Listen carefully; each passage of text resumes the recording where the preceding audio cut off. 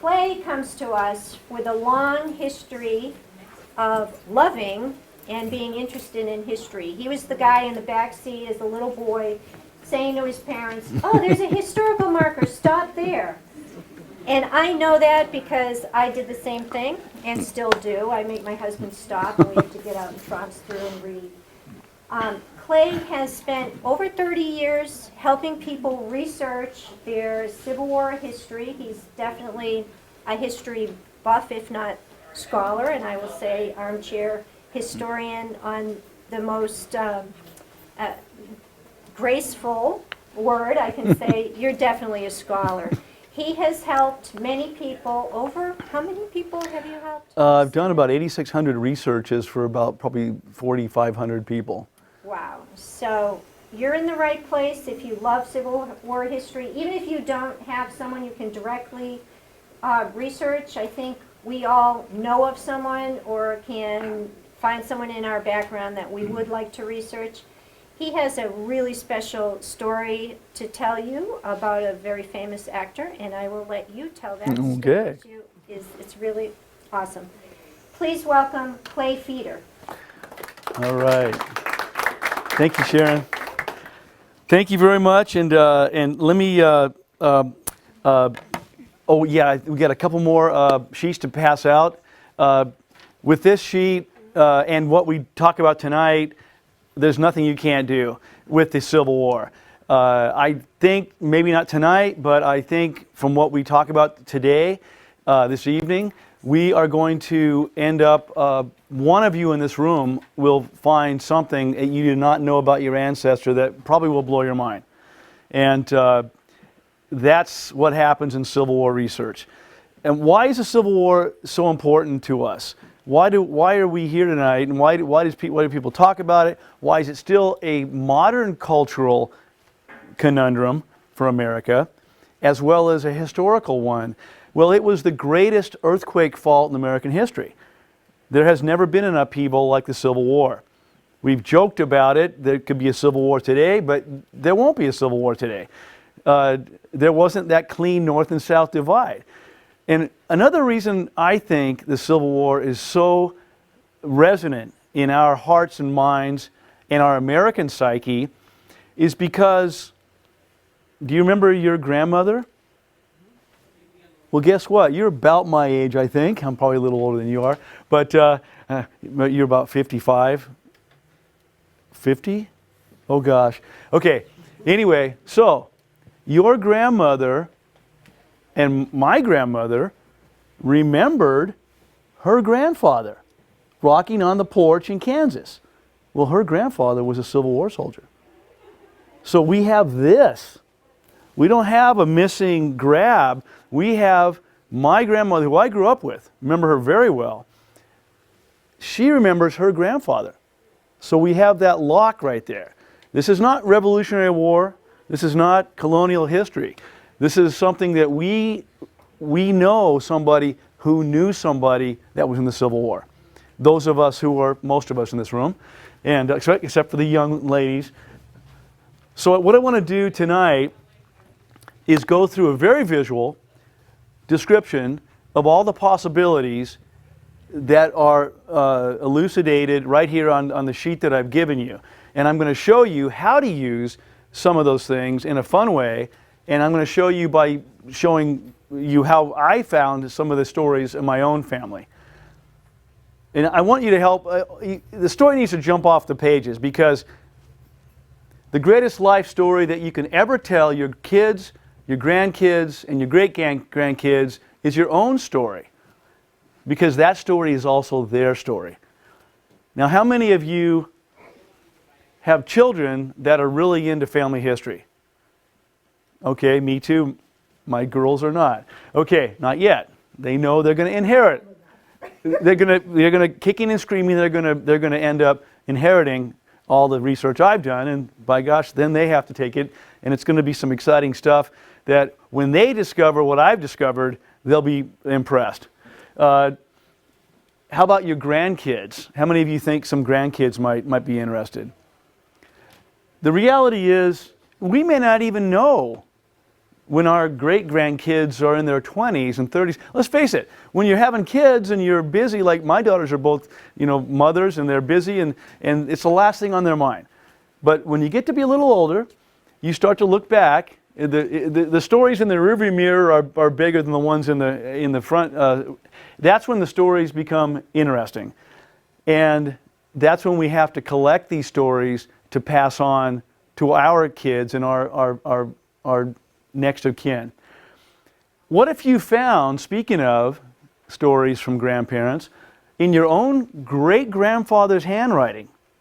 What if you found all 3 brothers killed? This man, one of my cousins, had 1, 2, 3, 4, 5, 6, 7, 8, these are twins, 8 kids. His 3 oldest sons didn't just die in the Civil War, they were all 3 killed in 3 different regiments, in 3 different engagements, from Vicksburg to Mobile. And that's a story. And that's a story that if I discover this in my great-grandfather's handwriting, I'm going to perk up. Now, if I just saw the blank pages, just the typewritten pages, it wouldn't mean as much to me. But I'm here to tell you today, I know your teachers have always told you don't scribble in your books. These family history books, I want you to scribble in. And I know my handwriting is scribble, but it means a lot. It will mean much more to my descendants when they see that I have written. That's my own book right there. Now, where do you find these books? Well, here's a trick that no one seems to talk about. This is the New Hampshire State Library. Now, for us here in Berwick, it's not far. It's an hour.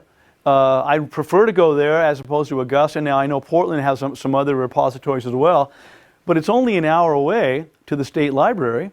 You put your quarters in. I've spent all day there. 2,400 volumes of first edition family history books are in the State Library. It's huge. Because Yankees were really good at keeping track of stories and family histories. They love to tabulate things. How much do you owe me for the bushel of peas I sold you last week? Yankees were good at that. So at the State Library in New Hampshire, right next to the State Building, you can go in. There'll be very few people there, and this is only half the book. The rest goes all the way around the corner. These are all family history books. Never again in our history, and never before, have so many family history books been published. At the turn of the 18th century, in the late 1700s, early 1800s, they didn't have a printing press that was fast enough. The presses were really slow, and they couldn't make mass-produced books. So we don't have a lot of family histories. They're written on what? Bibles. Bibles were the family books. Church Bibles, family Bibles. Well, guess what? 100 years later, in the late 1800s, we have a Civil War. And there's one extra impetus to make sure we get this down. So we have printing presses in every small town. A town of Berwick may have had 2,000 people in 1870, 1880 after the Civil War. There's probably a couple printing presses in this town, and they print family histories. Well, those family histories are all in the library. Go to your mother's father's name, and you'll find that history. Now, once you find that, you can also, by the way, really go to the Motherlode, the Disneyland of all repositories in our region, and actually second only to the Salt Lake City, what's it called? The Mormon repository in Salt Lake City. 30,000, so way more, 30,000 family histories are in. These are some of my family, Greeley, Clark, and Jewett. My mom's maiden name is Jewett. Sarah Orne is a distant cousin. And this is the New England Historic and Genealogical Society headquarters on Newbury Street downtown in Boston. And the entire upper sixth floor is nothing but family books. So you can go in and you can, once you validate, once you find that this is my Clark line, that you have to do, of course, your genealogy to find Civil War soldiers. And once you can validate, through help, by the way, this is a professional genealogist at the NEHGS, they can help you as well. That might be your next step, is maybe get a professional genealogist to find out. Okay, so I go to the state library. This actually happened. I went to the state library. My dad's family is Cogswell, old New England name from Newburyport and that area, Topsfield. So I find the book, the actual book. I go back. I'm kind of crazy. I have my family tree on my phone. So I go back and I go through it and I say, well, it's sure thing. Here's so-and-so Cogswell married. So I find that this is my line. So I had 120 almost Civil War cousins just in that family book alone. So I go home. Well, actually, I did it right there. I used my smartphone. But you can go home and use your computer. I typed in descendants of John Cogswell. I did the search on Amazon. Sorry, Amazon has a conduit to publishing. This is not a first edition. This is not what you'll find in the state library. You'll find the actual dusty, just you can tell it's been around for a while book. But these are reprints, and they're really good. They're not the original books, but this is my Greeley line. That is a reprint from Amazon.com through one of their many vendors that do this. There's other publishers, that Higginson in Massachusetts, they just do family histories. But with Cogswell, I get the book, I open it, and I see that one of my cousins, Frederick Cogswell, it lists him as when he was born, when he died. Look at this, I got a 2-for-1 here. His brother Charles also was in the Union Army. They served together. This is only 4 lines, but look how rich this is. This gives us so much detail that we can expand and tell the story. Sherman's campaign. So he was on the Atlanta campaign, so what we want to do is scour these books and find the stories that our family were involved. Some might be great-granduncles, great-grandfathers.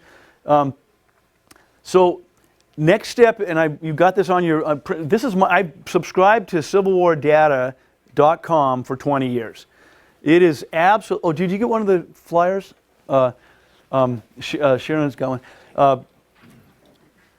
CivilWarData.com, I've subscribed. It's $25 a year. You never feel guilty if you don't use it for a couple months. I use it weekly. It is a gold mine. A wonderful guy, Dick Dobbins in Duxbury. Try saying that really fast 3 times. Dick Dobbins in Duxbury, Mass. Is just one of those history nuts that has compiled all of the Union and Confederate soldiers' information. And so we have a gold mine digitally. So I can go to my cousin Frederick Cogswell, and I find that he actually was from Macakita, very cool, Iowa. He was 20 years old when he enlisted, and it tells me he mustered into the, mustered meaning officially, you're on the roller coaster. When you're mustered into the service of in the Confederate or Union Army, you're on the roller coaster, and you've officially signed in, and you're part of Company A, and we'll talk about the companies a little bit later. 9th Iowa Infantry. So these are foot soldiers. And he re-enlisted after 3 years, almost 3 years, and he mustered out, so he officially was allowed to go home after the war, several months after the war. He resided in Lakeview, Oregon, which I love because I've been to Lakeview, Oregon, and I bet nobody in this room has been to Lakeview. It's in the middle of nowhere. Klamath County, because I used to live in Oregon. And so look at this gold mine of information on one ancestor. Now we have I'm going to show you how to use the Civil War data. Again, $25 a year. It's just absolutely rich, gold mine. you can click on the town. Remember we saw the hyperlink to the town, Makakita, Jackson County. Look at this. We discover immediately almost a third of the, not the eligible men, a third of the entire population, very typical American small town, middle size actually, in America in the 1860s, about 1,000 to 2,000 people. Almost every town in America had about 1,000 to 2,000 people at the most. A third of the entire population, men, women, children, old men, young boys, 1/3 of them went off to war. Imagine that if 1/3 of this room was just gone. The women this is the women's revolution began in the Civil War. I think it began with Adam and Eve, but actually it began really vociferously during the Civil War. The women were back home. If you had a farm in Berwick, you were now in charge of either making sure the seed got in and the harvest was done, or assigning it to somebody, and that was your job now, even though you, as a woman, you already had 12 other jobs plus. So this is really an awesome way to find out what your ancestors' town was experiencing. So 1/3 of them go off to war during that 4 years. Next thing we're going to do is we're going to click on the actual enlisted commission men, and we're going to scroll through. Oh my gosh, look at this. We already read in the family history, remember back in the state library in New Hampshire, that the brothers both enlisted. Now, this is a misspelling either at the time, or it's possible that this compiler misspelled. It's actually just one G. But look at, here's the brothers. Now we know they were both living in Iowa, because they weren't born there. They were both born in Vermont, as we saw with the record. So we're already, typical Americans, we're already going across country. They're halfway across the country already. And where does he end up dying? In Oregon. He's basically going to go in his life across the entire U.S. So these brothers, thanks to Civil War data, we find that they both enlisted, and what their ages were. They enlisted different dates, as you can see, and they also were in different regiments, as I later found. Now, to stick to the first one, Frederick, when you click on that database, regimental casualty analysis, I'm getting a little too deep into this, so I'm going to get through this fast, but remember we saw in the book the battles that he was in. Sure thing. We talk about, this is Sherman's campaign, this is the March to the Sea. All of those mentioned in that little 4 lines that we saw in Cogswell's family bio.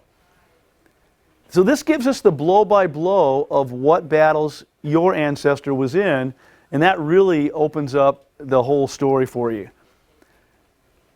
And we want to follow the regiments. The regiments are really the story. The company is even more important, and we'll talk about that.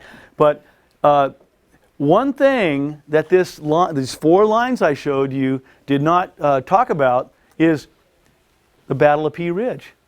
All of those casualties you saw on the previous page and all those battles that Fred Cogswell was in with the 9th, this was the biggest one by far.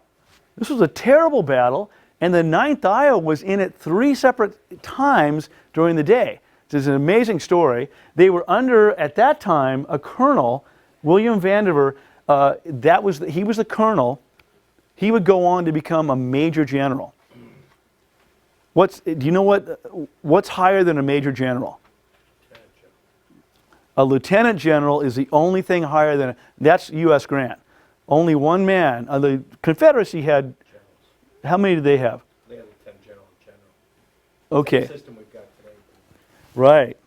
So he would go on to become a major general, and at the time of this first battle of the Civil War that Frederick's regiment was in, terrible, and I just finished reading a book. I was telling Mike I spent all last winter reading, and that was one of the books I read in great detail about this regiment. Now, another website that I've given you on the sheet is Battlefields, where is it? Battlefield.org.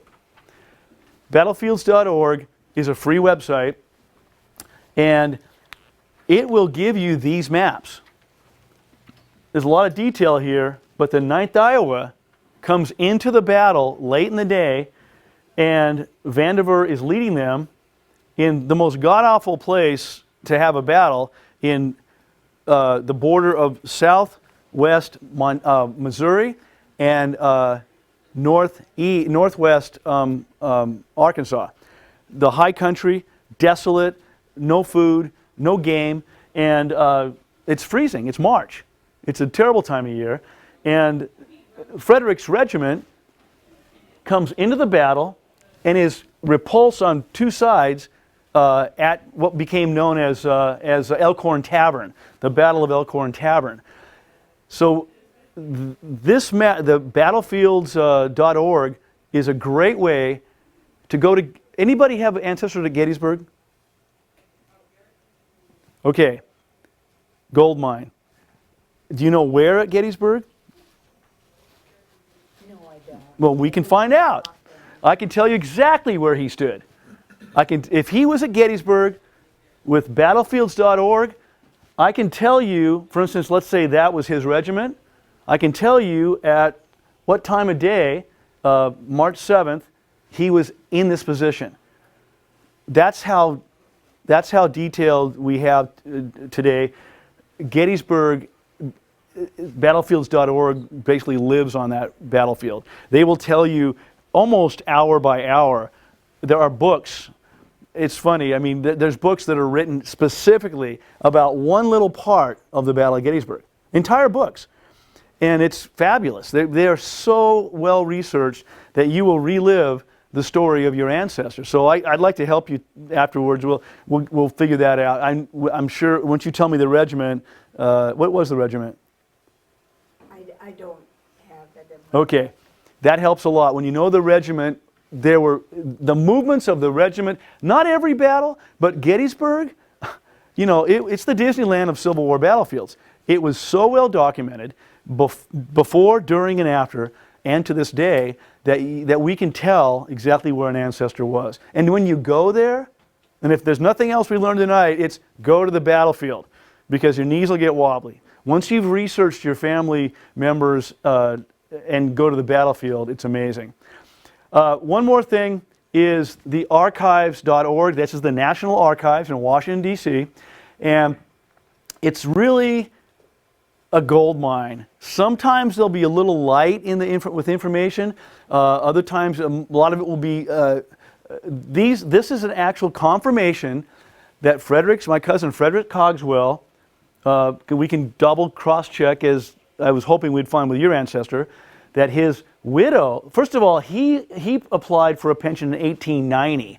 The first possible pension was 1880. That's when the government finally got their act together and said we're going to help the Union only, not Confederates, of course. We're going to help them get at that point $8 to $10 a month.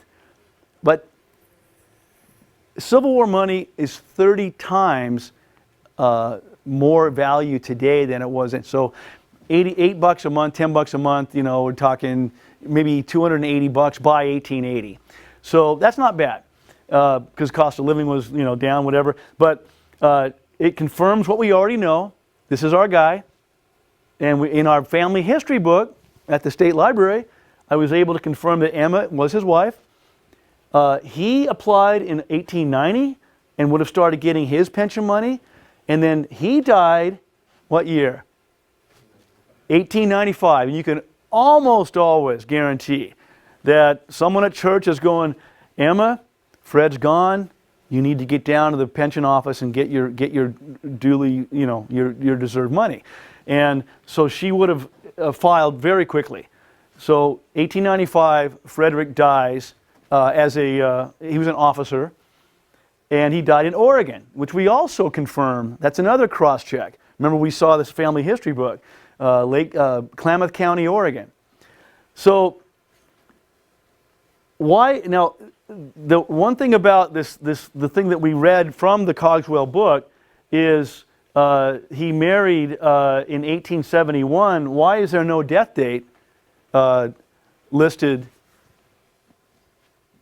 Because the book was published later. You have to always go to the front and see most, like I mentioned, never in our history have so many family history books been published as were published between about 1885 and 1920. So you have to go to the book front and see when it was published, because sometimes you will not know when your ancestor died based on when the book was published. So another pension score was I recently, through my work, was able to meet Kevin Costner, the actor, and of course, I don't know about you guys, but the first time I think I ever saw him was in Dances with Wolves. And what did he play? He played a cavalry trooper, a horse soldier, and I was able to do some research on his family, and I got on the phone with him, and I said, Kevin, is this your grandmother? Yeah. Is this your grandmother's grandfather? Yep. Is this your grandmother's grandfather's father? And he said, yep, Charles Noel Mannering is Kevin Costner's great-great-grandfather. I said, well, guess what? The actor you played in Dances with Wolves, the horse soldier, could have been your ancestor. Charles Mannering was in the 7th Ohio Volunteer Cavalry, and this is a sworn document from his lieutenant, from the 7th Ohio, OVC, Philip Blazer, where Philip testifies.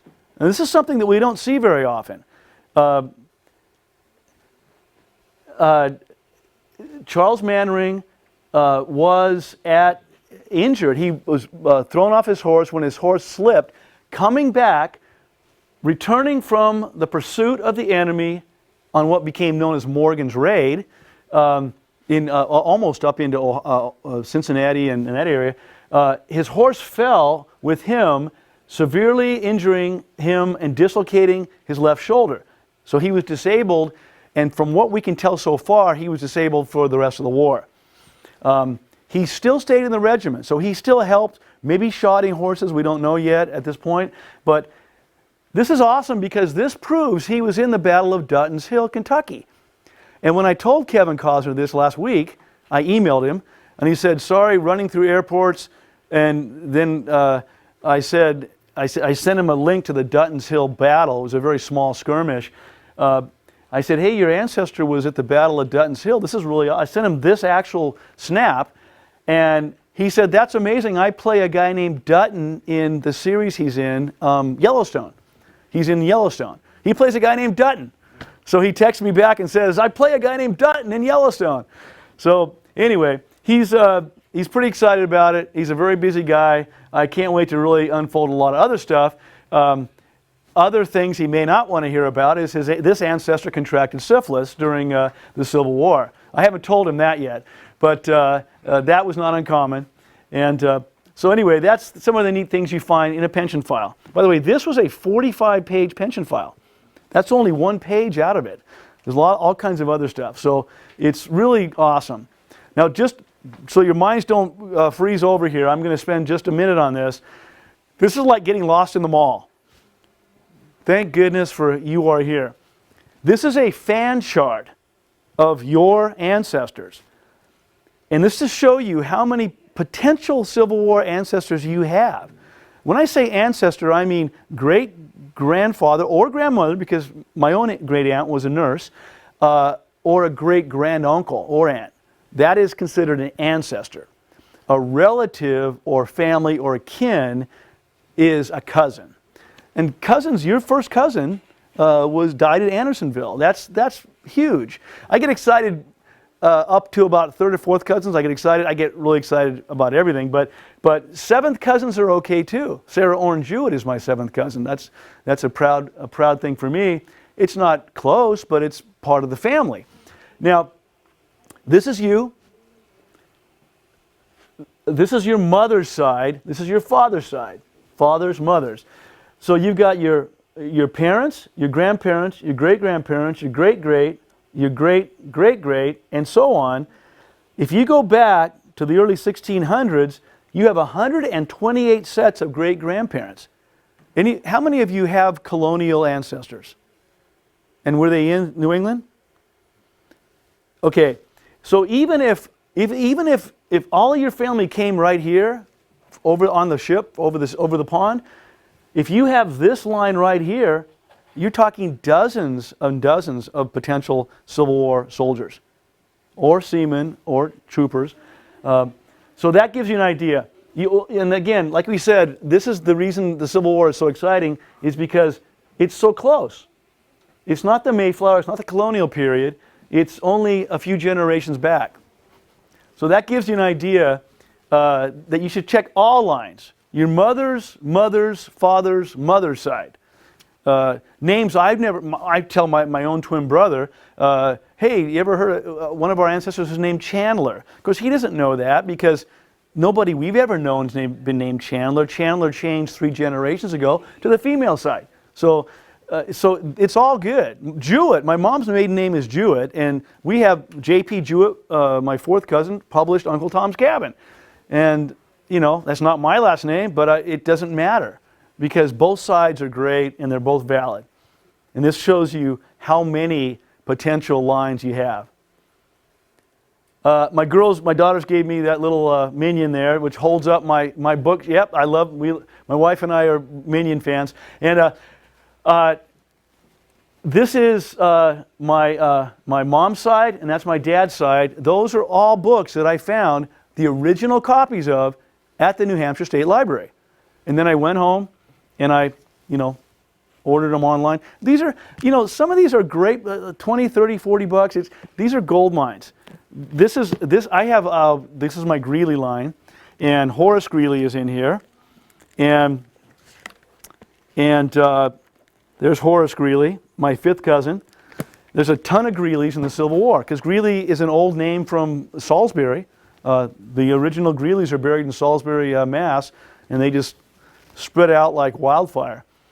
So, for me, all of my Civil War and history books on the bottom of the shelf are umbrellaed by my family history. I don't ever read anything unless it has to do with my own family in the Civil War. Because I found so far, I wrote this a few months ago, I had 1,100 Civil War kin, I'm up to 1,700 now. So there's nothing more exciting than reading about somebody in your family knowing what they were going through. This just gives you an idea of the different family lines and how accessible they are. So getting down to the nitty-gritty here, you have to build the family tree. Ancestry.com, very easy. I was mentioning to you that on Ancestry.com, you can actually find a tree that is your line, and you can confirm it through your census records and other things. And you can actually adopt an internet cousin who you'll probably never meet, who's done a lot of work and found the family line, and so you add to your tree. By doing that, this is me. Many of you are close to my age. I mean, I'm a baby boomer, so I have, of course, 2 parents. I've got my 4 great-grandparents and 8 great-grandparents, and bingo, here is the Civil War beef, which is only a few generations back. These are all of my Civil War guys and women, and once you build the tree, then you've got something to go on. Now, from that, as a baby boomer, I have 8 possible soldiers. If you are an older generation from me, born in the 20s, 30s, then you have fewer. You have 4, because you're from this generation. And if you're younger, you have about 32 potential Civil War soldiers, because you're younger, and you got that. You're just lucky. So now we go back to the Civil War era. Remember, we said those were people. Well, we'll talk about the window. 1815 to 1847 is about when almost all Civil War soldiers were born. My own family, I have 3 definite Civil War soldiers right here, all over Illinois, Kentucky, and New York. But my great-grandaunt, grandmother's brother fought in Kentucky. my ancestor's wife's brother fought for Illinois, and Nathan Jewett. I had two ancestors. His sister was a nurse, my great aunt, and his brother died of disease with the 4th Michigan Cavalry, a very famous regiment. Unfortunately, he died before they did anything. So I've got no story there, except that he suffered, like many, and died of disease, of which 2/3 of all deaths from the Civil War were from disease and accidents, but most of that was diseases. So there you go. I've got a whole bunch. This guy's brother fought, so this is my direct ancestor, but his brother died at Andersonville.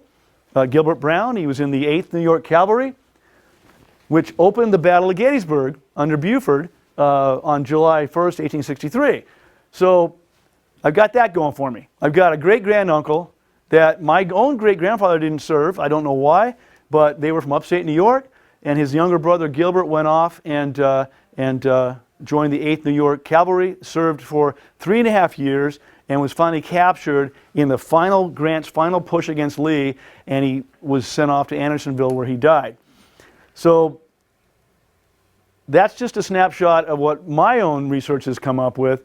The bottom line is you can likely find tons of great-granduncles, huge numbers of first, second, third, fourth cousins, and all you got to do is start getting your tree solidified, your family tree. And again, this is the Civil War window. You're going to find some that will be a little younger. I have a great-granduncle that was born in 1808, and he was a surgeon, so he was on the battlefield at Chickamauga. But that's your window when you go through. In fact, this is the colonial history from colonial till 1899. The Greeley family book in my own line, my mom's line. Out of this entire book, this is the Civil War story, right there. Anything before this is too early. They're not going to be old enough. They will have kids that were Civil War soldiers. And anything too late was the Gilded Age into the next century, and these people, of course, will be too young to serve. So that's where the beef is, right there. That's the Civil War story right there, 1815 to 1847, where you're going to find the majority of your juicy stories. So how do you get your kids to actually give a damn, Scarlett? If you don't have stuff, you make stuff. If you can pass that around. I don't have a lot of stuff. We have a belt buckle that my dad doesn't. My dad and my mom are both the youngest in the family. They don't know jack as far as, they really don't know about their family. They both were moving around, and so they don't. I'm the one that tells them the stories that they can't believe, like the fact that they're cousins, like 8 generations apart. But if you don't have, anybody have family heirlooms from the Civil War? What do you have? Blanket? A blanket, a horse, No. oh, like what they rolled up and put in their knapsack, right? Quilt? No, Was it a handmade It's quilt? a woven army issue blanket. And do you know who it's from, or Yeah.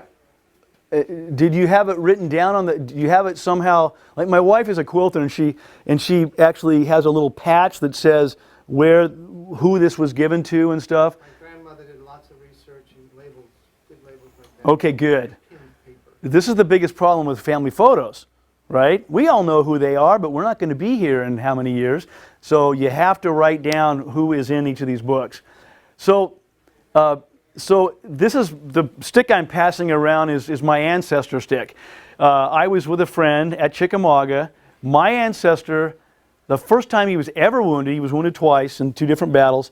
He was in the 78th Illinois, private, John Gott, on my mom's side.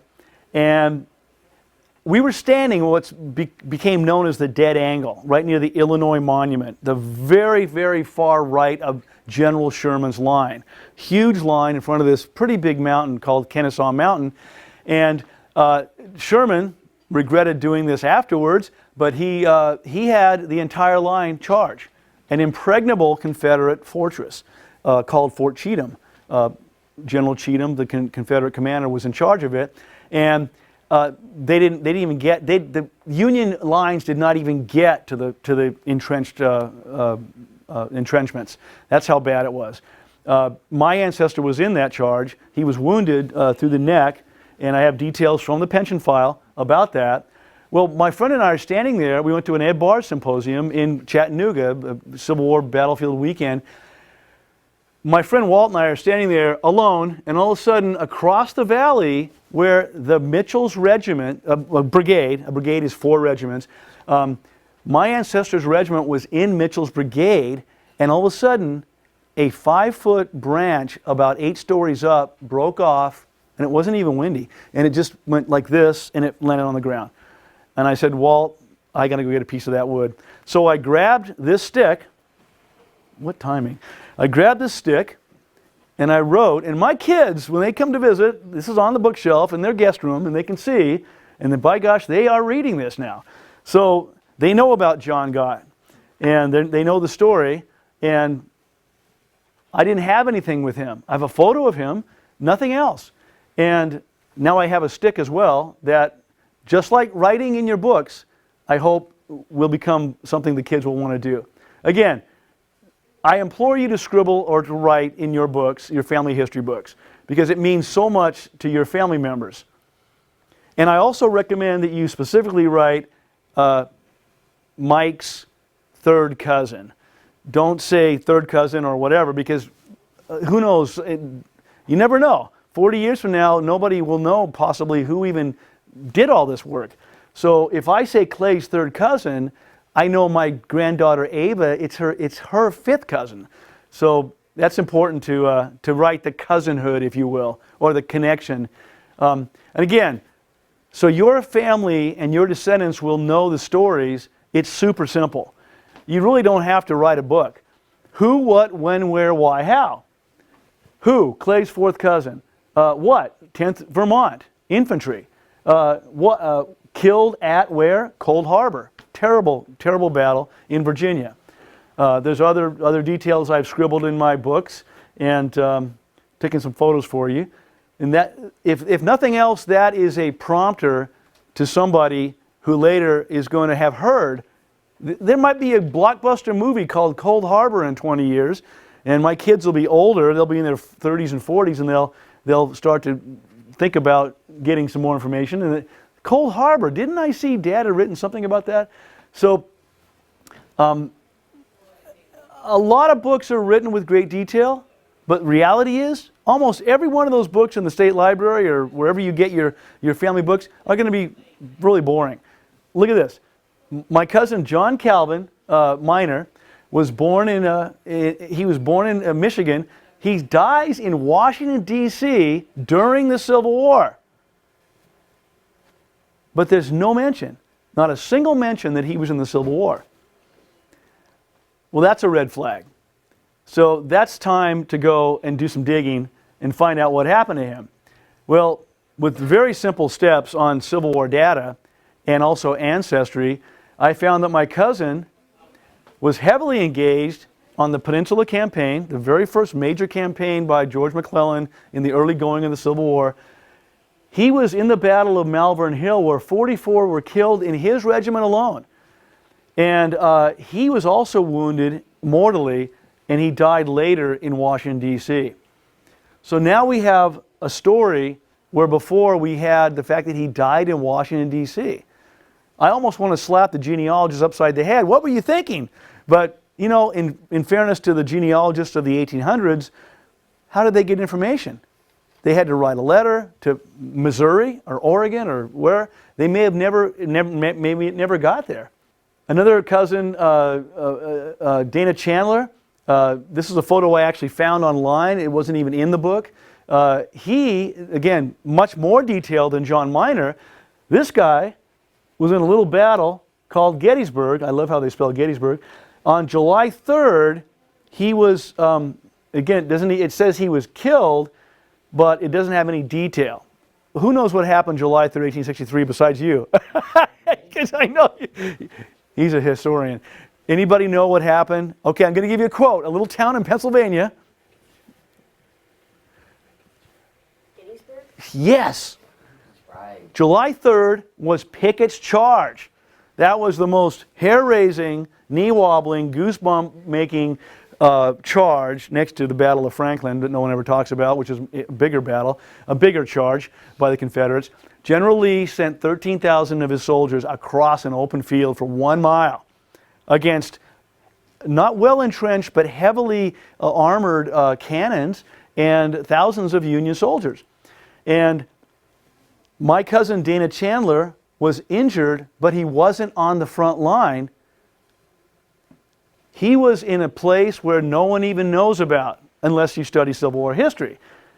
I actually had a gentleman at a talk once say, wait a minute, stop. You're telling me during Pickett's charge, a Union brigade came out and flanked Pickett's charge, 13,000 men? Well, that's what happened. That's Pickett's charge going that way towards what's known as the Copse of Trees. And the Vermont Brigade, the 2nd Vermont Brigade, with 3 regiments, the other 2 were guarding wagons, came out along a fence and began firing into the flanks of Pickett's men. And it played a huge factor in the effectiveness of Pickett's charge. And many of the Vermonters in the 13th, 16th, and 17th Vermont were wounded, including my cousin. And this is going back to the maps we talked about on battlefields.org, the 2nd Vermont Brigade. So they came out from the rocks they were behind, and I'm sure they said, you want us to do what?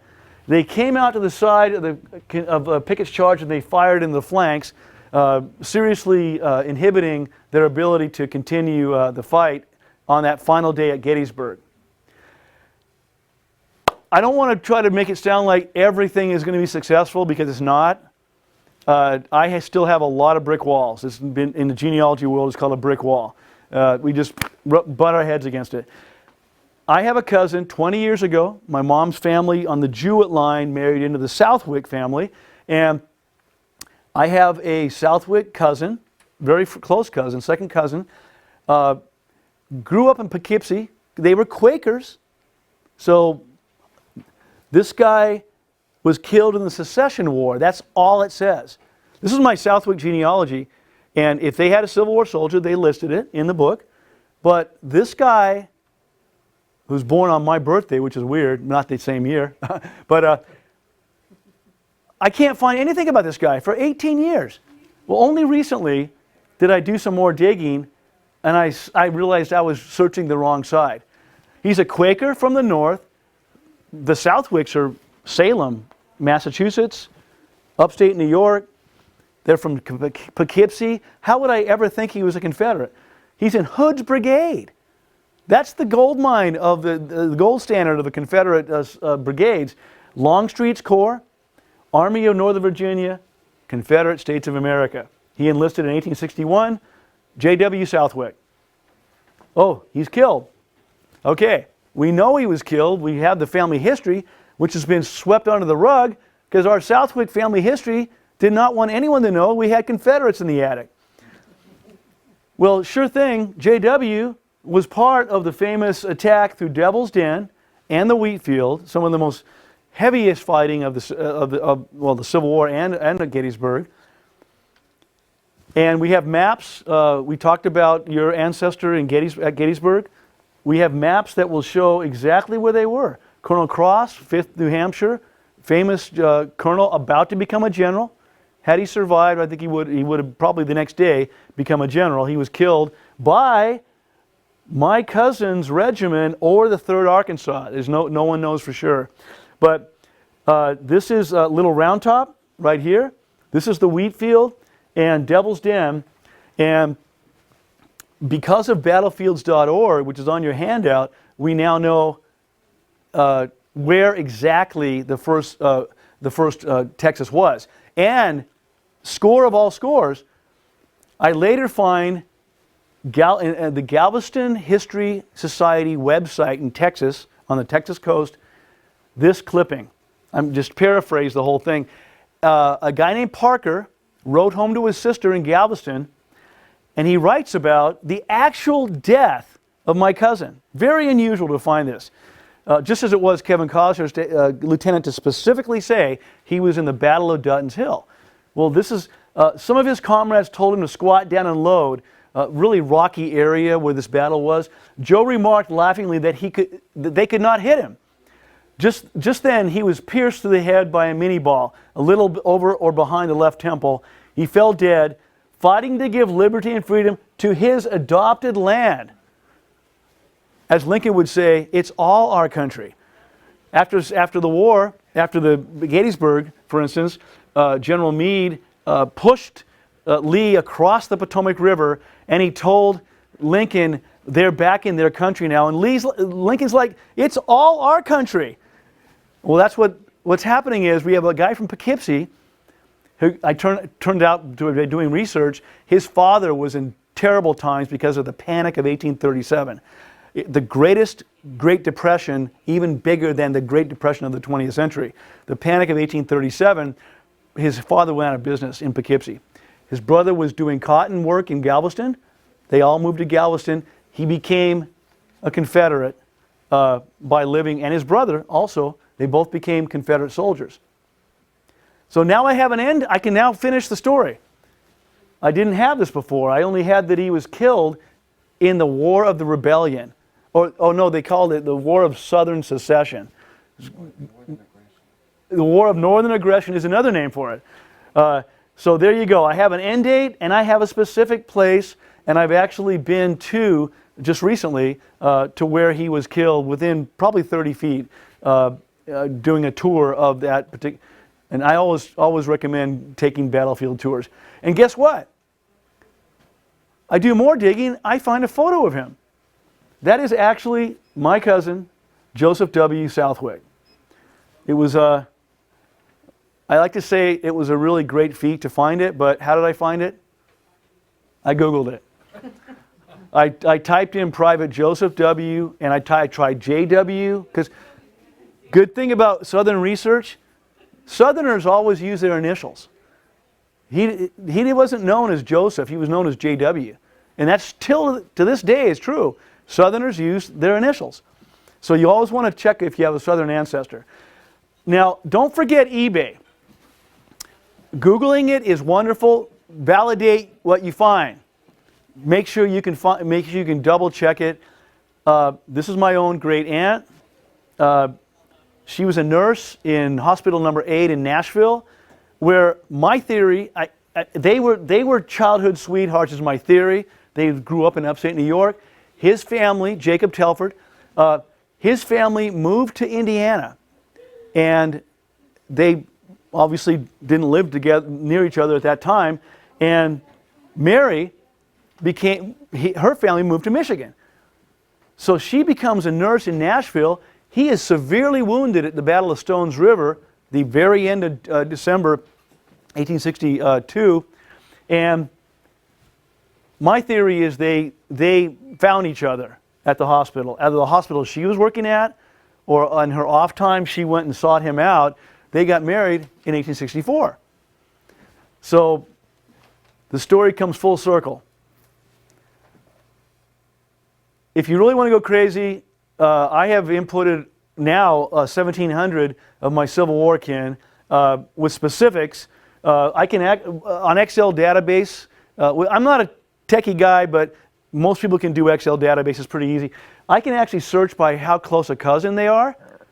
I was telling Mike, last winter I read so many Civil War books. I'm going to read a book on Ball's Bluff or Gettysburg. So I type in Gettysburg, and up comes Gettysburg.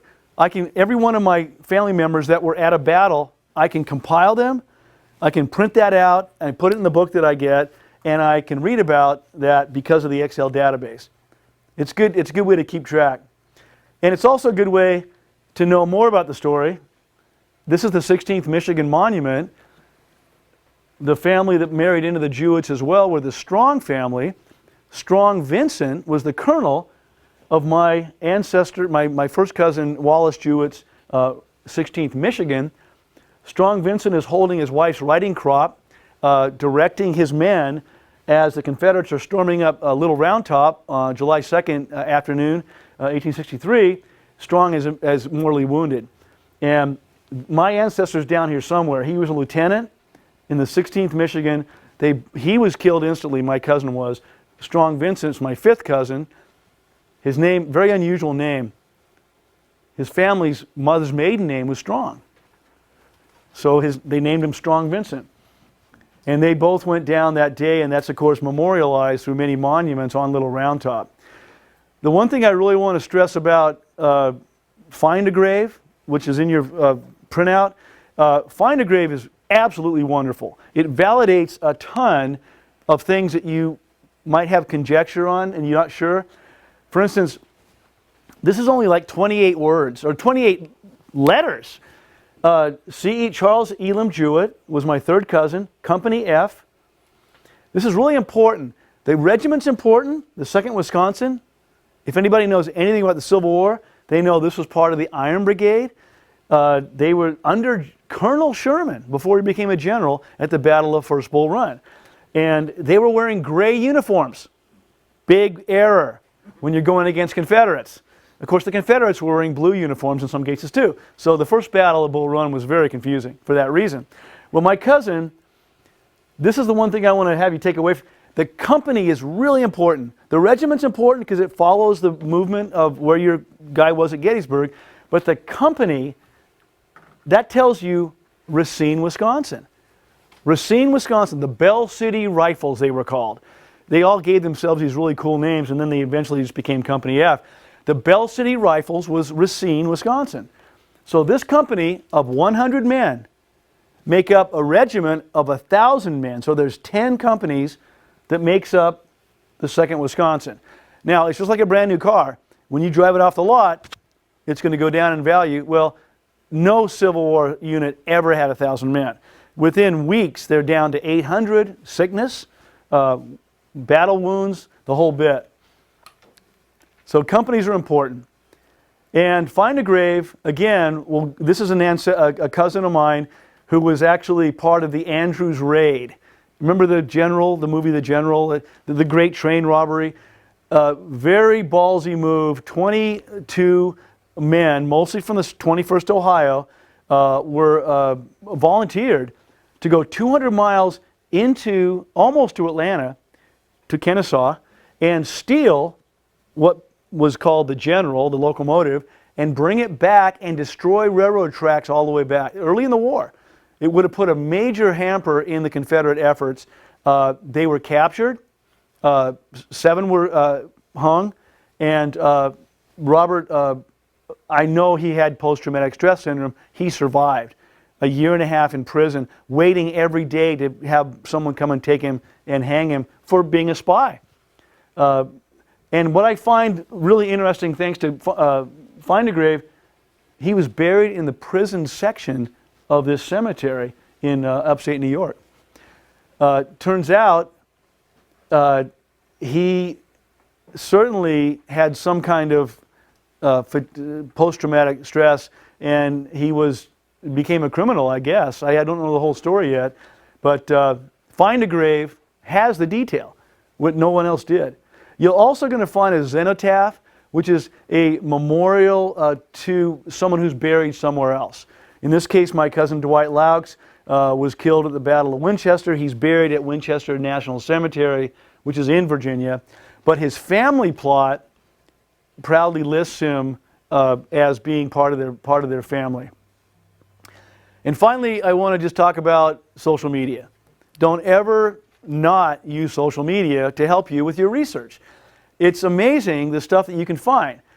My own ancestor, John Gott, was in the 78th Illinois under Sherman a good part of the time. I joined the Facebook page for that regiment. He and my grandmother, my great-great-grandmother, Martha, were able to survive through John's invalid pension. He was wounded twice, and he also had the measles. I don't know, my wife's a nurse, I should ask her this, but the measles is a very crippling, debilitating disease. It leaves you short of breath and not in good shape, plus he was wounded twice. So he got a pension fairly soon, and through this social media page, Facebook page about the 70th Illinois, I meet a guy named Eddie Widener. Guess what? Eddie's ancestor is William Weir. I'm like, where have I seen that name? Well, in the pension filing that my ancestor did, William Weir, this is actually my ancestor's, if nothing else, getting your ancestor's signature is a gold mine. This is John Gott's signature, and his buddy William Weir, same company, Company A, 100 men from a little town in upstate Illinois. William, 20 years after the war, 18 years, he's attesting to the good character of my ancestor so the government can give him money every month. So I was able to thank this guy on the Facebook page for having his ancestor stand up for my ancestor. And of course, thanks to the battlefield.org, we're able to see exactly where he fought at the Battle of, Chickamauga. The very culminating Mitchell's Brigade withstood repeated attacks at the Battle of Chickamauga, which is preserved to this day. And it shows you there's so many, I mentioned how many books, there's so many books written about the war. Also, MapQuest has what's called a multi-city. You can actually, anybody use MapQuest? You can use it, you can do a multi-city point-by-point plotting, which I did, to show that my ancestor and his regiment marched, this is almost all marching, a little bit of trains in here, marched 1,800 miles, then they took a train back home. So this was almost all marching, if you can imagine that. No wonder these guys had to file for pensions. So that's a great way to map out the story of your ancestors. And here he is, many years later in the Grand Army of the Republic gathering in Illinois, getting together with all the members. And today, William Weir and John Gott are buried 8 miles apart in Kansas, eastern Kansas. The two buddies that one attested for the other to get their pension. If the king dies, that's history. If the king dies and his wife, the queen, dies of a broken heart, that is a story. So what we're trying to do here is to scribble little stories in your books, and hopefully somebody in your family will, and speaking of books, don't be that guy that succumbs to the books that you should have read. Thank you, and I'll help with any questions anybody has. Clay, can you go back? I'm such a neophyte with the genealogy process, but can you go back to the New Hampshire State Library? Because, yeah, so would people in Maine go to That's weird. Maine State Library? Well, no, Like what's it's in Augusta, and Right. right. I mean, how far is Augusta? An hour and a half? an hour and a half? Okay. No, it doesn't matter. Here's the deal. I don't know. I just blew this thing out here, but it's okay. But I can paint a picture for you. It's a room this big, wall to wall, with family histories, and it's 2,400 volumes. Of every family, it has nothing to do with region. No, it is New England specific. New So that's why going to Augusta wouldn't matter as much, Okay. because I have family members from Rhode Island in that book, in that library, Connecticut, Maine. So I just love it's a great A through Z. You take your family tree and you just walk through it, and it's great. But it just for us it's a little quicker to get there. So anyone could go in there. Oh yeah. Not region. Yeah, And it's- then you went to the next slide, you talked about Amazon. Yes. So, and what did you do? Did you look up your family history in the family book and then buy the book from Amazon? Is that Yes, what yes. you mean? And it may or may not be there. It quite often is. A lot of publishers now are reprinting historical books. I don't think they have to pay for them. They're what's eminent domain. And this book right here, the actual Greeley book is in the New Hampshire Library. It's literally, you should wear white gloves to open it because it's so crumbly and it smells like people have been researching in it for years. You can almost go back in time by putting your nose in the original book in the New Hampshire Library.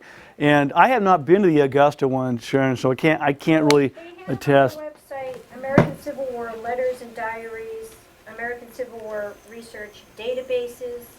They have images. So I've been there. I haven't researched Civil War history, but they do have a lot of information at the Maine State Library. Of course, I'm sure I think every state library has what the New Hampshire State has. I just love going there. It's never crowded, and it's a real sanctuary for learning a ton. And again, you have to have your family tree. You have to know your tree. Bring it with you. I carry it on my phone, but and I will validate what I know through. This is what I've done here. So my kids will don't have to ask me in 40 years. This is their original Greeley. This is the next Greeley, and all the way down to, So I've actually, bookmarked every generation, great, like that. But it's the New Hampshire State Library is a great place to start, because once you find that book, in my case, the Cogswell line I showed you. Then you go on to Amazon and see how much it costs, and when you get it, you start scribbling. and I wanted to just say we do have a few genealogy research databases here at the library, and you can use them for free. We also have this fine lady, Lori Jackson, has a Genie Club, and we meet. Are you up to twice a month? Yeah, first and third. First and third Friday of the month. And you're welcome to come in and start that family tree to get you to that next step of. Yeah, and your ancestry is a great way to start. It's super easy.